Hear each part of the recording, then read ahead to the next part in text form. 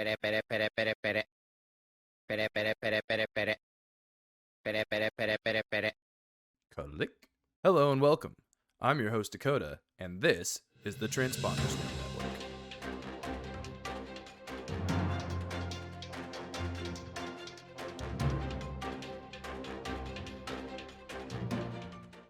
Thank you for joining our first installment of Cover Art Coverage, where we will discuss and dissect the events and information revealed on the cover of the weekly release of the One Piece manga. In case you are not aware, the author of One Piece, Eiichiro Oda, has been releasing side stories that take place in the One Piece world through the cover art of his weekly chapters. These side stories often follow the adventures of pirate crews or other characters that have crossed paths with the hero of the story, Monkey D. Luffy. This all began with the cover art of Chapter 35, which depicts Buggy the Clown on a raft after having been launched into the sky by Luffy's Gum Gum Bazooka in Chapter 20. Over the next 40 chapters, we see Buggy's journey back to his crew. Along the way, Buggy ran into numerous enemies, including Piranha, a giant bird, an island full of odd animals led by a man in a chest, and even a giant lobster. Ultimately, he was saved by Iron Mace Alvida, who, coincidentally, shared Buggy's new goal of taking down Straw Hat Luffy. Meanwhile, Buggy's crew have come to the conclusion that Buggy must be dead. After a short period of grieving, the crewmates start fighting over who will be the new captain. In the end, the victor was a literal lion named Richie.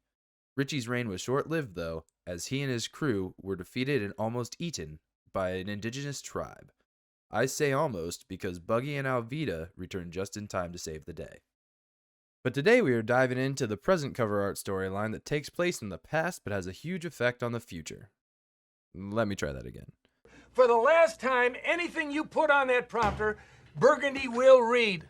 The current cover art story has been revealing info about the members of M.A.D.S. as well as some of their personal and scientific achievements. Now you might be asking yourself, what is M.A.D.S.? M.A.D.S. was a research team of scientists that operated out of a ship by the same name over 24 years ago. They most notably discovered the blueprint of life that is present in all living things, and today we know it by the name lineage factor. M.A.D.S. was led by no other than the world-renowned Dr. Vegapunk, whose technological discoveries are said to be 500 years ahead of any of his peers. The other members of M.A.D.S. includes Queen the Plague, Vinsmoke Judge, and Caesar Clown, as seen on the cover of Chapter 1070. This cover also includes a mystery female character facing the opposite way of the rest of the group, and is most likely one Buckingham Stussy, but we are still waiting for confirmation. Now, M.A.D.S. was first mentioned in Chapter 1017 by one of its previous members, Queen the Plague, but Oda has been laying breadcrumbs for M.A.D.S. as far back as the Punk Hazard arc in Chapter 664. That chapter was released on the 23rd of April in the year 2012, so that is almost 11 years of real-world time that we have been reading bits of information that led to the reveals of M.A.D.S. In Chapter 664, Vice Admiral Smoker reveals to his crew that Caesar Clown once worked with Dr. Vegapunk on Punk Hazard as second-in-command of the World Government Science Division. Smoker also reveals that it was Caesar who created the toxic gas weapon that went off on Punk Hazard and made it uninhabitable. Caesar was apprehended, but ultimately escaped during his prison transport. But what's so important about two scientists working for the government? Seems completely normal to me. Well, in Chapter 840, Sanji's brother Yonji tells him that their father, Vinsmoke Judge, participated in a research team skirting the law in a foreign territory where he was studying and developing weapons with the great Dr. Vegapunk. Yonji goes on to say, the research team disbanded, or should I say, they were absorbed by the government, but father escaped their grasp. This information formed the connection between Judge, Caesar, and Vegapunk. It also tells us that there was once an illegal organization to which they all belonged. Fast forward to Chapter 1017, where Kaido's third-in-command, Queen the Plague, has begun his battle with the Straw Hat's cook, Blackleg Sanji. Queen refers to Sanji as Judge's son, and if you know Sanji's story, then you know that this is a big no-no. Sanji responds by asking, "Are you part of Judge's insane research team or something?" To which Queen replies, "You mean M.A.D.S.? That was ages ago," and thus revealing the name of the illegal organization we have been hearing about for over a decade, as well as adding another name to the organization's list of known members. Now that we have the background of M.A.D.S., we can finally talk about the story that the cover art is covering. The cover art for chapters 1068 through 1075 give a glimpse at the past of the M.A.D.S organization. It starts with Judge and Caesar at each other's throats while sharing a memory of their time in M.A.D.S. Originally, it was thought that the shadowy figures behind Dr. Vegapunk might be other scientists of M.A.D.S. But after we see the covers of the following chapters, we are pretty sure that they are just younger versions of Caesar and Judge.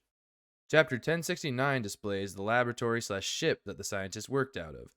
We also get to see the man who funded the research team, who goes by the name Dufeld.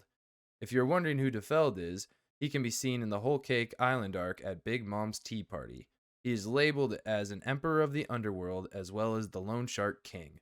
The irony here is that the cover art is titled Loan Shark King Dufeld's Charitable Research Lab for Peace, M.A.D.S., and there is a white flag that reads Pacifist at the top of the ship. This is ironic because one does not earn the title of Emperor of the Underworld from being peaceful, but we also know that at least 3 of the scientists involved in M.A.D.S were developing weapons. In the cover art of the following 4 chapters, we can see the M.A.D.S scientists in a variety of situations where they are using weapons, creating weapons, and fighting over whose weapons are better. Except for chapter 1073, where Caesar, Queen, and Judge are pushed to the background looking scared, angry, and disgusted, while Dr. Vegapunk is taking a picture for winning the Nobel Peace Prize for his GP flowers that bloom out of gunpowder. You can see this in action between the tanks in the background. Up to this point in the story, Dr. Vegapunk has been built up to be a brilliant and altruistic scientist that just wants to improve technology to make the world a better place. Almost everyone who knows him holds him in high regard. But if this is true, then why are his eyes shaded to make him look so mischievous on the cover of chapter 1073? If there is no deeper meaning to it, then why would Oda draw him this way? To be clear, I don't think that he is a villain per se, but he has already shown that he is willing to overlook morality for the sake of advancing technology. When speaking with Jinbei in chapter 1067 about the whole world sharing and uploading memories to the same brain, Jinbei asks, "Won't you have issues if ideology gets inserted on top of everything else?" And Vegapunk replies in a dismissive way by saying, "Science will never advance if you spend all your time worrying about it." And with the release of chapter 1075, we see a very young and excited looking Vegapunk in a room with the 5 elders, who we have come to know as the highest authority of evil in the One Piece story. Other than Emu, of course. Like I said, I don't think Dr. Vegapunk is a villain, but I think it is worth questioning Vegapunk's true intentions. Now, to end this segment, I wanted to throw out a few questions that came to mind after reading this cover art storyline that I hope to be able to answer in the future. First up is, why did Queen let himself go? In the Wano arc, he sings that if he was thin, he would be too popular, but I think he might have something else to hide. I mean, he looks like a freaking rock star back in the day, but now he is finally a headliner, and he looks like he decided to take inspiration from Elvis in his later years. Next, why does Judge's spear keep getting bigger? Maybe the King of Germa is compensating for something. Someone should let him know that it's not the size of your spear that matters, but how you use it. And last but not least, why is Vegapunk's tongue always hanging out of his mouth, and when did that start? On the cover of chapter 1070, we see Dr. Vegapunk with his tongue placed inside his mouth just like everyone else. From here on out, his tongue is hanging from his mouth like a fruit roll-up. I could see Oda making up some science-y reason for this, but I think it would be great if he happened to see something beautiful or scary that made his tongue permanently fall out of his mouth. Kind of like Sanji when he meets just about any female character. Thank you so much for watching our first installment of cover art coverage. If you made it this far and enjoyed the video, please hit the like and subscribe buttons. If you want to see more content like this, then please let us know in the comments below. Thanks again for watching, and we hope to see you next time here on the Transponders Network.